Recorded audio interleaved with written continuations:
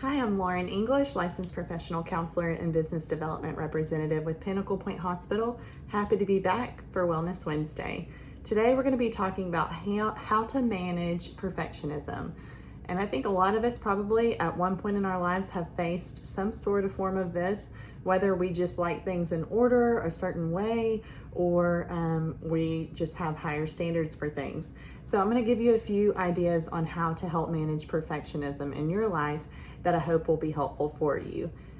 One of the first things that we can do is we can evaluate our own standards. Are our standards a little bit too high? Whether that's with our jobs, whether that's within our relationships with people, are even we able to meet our own standards?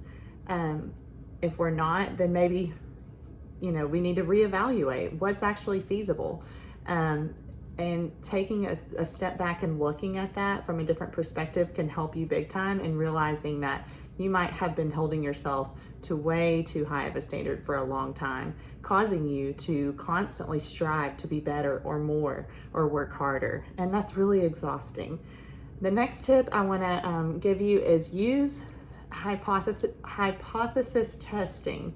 And basically what this means is, what would it be like if you didn't go the extra mile? Maybe you hit send on that email before you've proofread it 5 times. And maybe you order a size pant online when you're shopping without overthinking it over and over and over and leaving it in your cart. What would be the worst thing that could happen if you were to do those things? Maybe it turns out you did get the wrong size. Is it that big a deal to return it and try again? Using these small steps can actually put you on the path to managing your perfectionism. The more you put yourself in situations to not be perfect, the more you realize the world didn't end whenever I practiced that and whenever I tried it.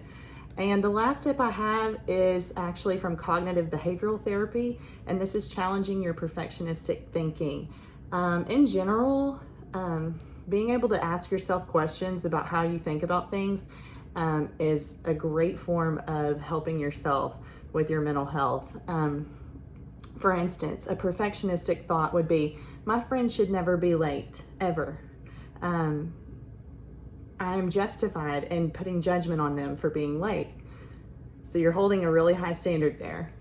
But some alternative thoughts that you could have with that is, it's unrealistic to assume people will never be late. Even I am sometimes late, and sometimes it's out of my own control.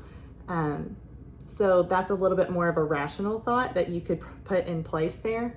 And then when you think about that rational thought, you could say, my alternative thoughts are more realistic and my perfectionistic thoughts serve me no purpose and actually cause me more heartache.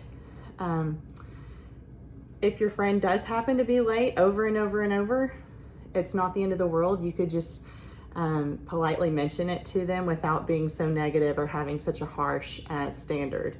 I hope this has been helpful for you today in how to handle perfectionism in your life. I'll see you next time.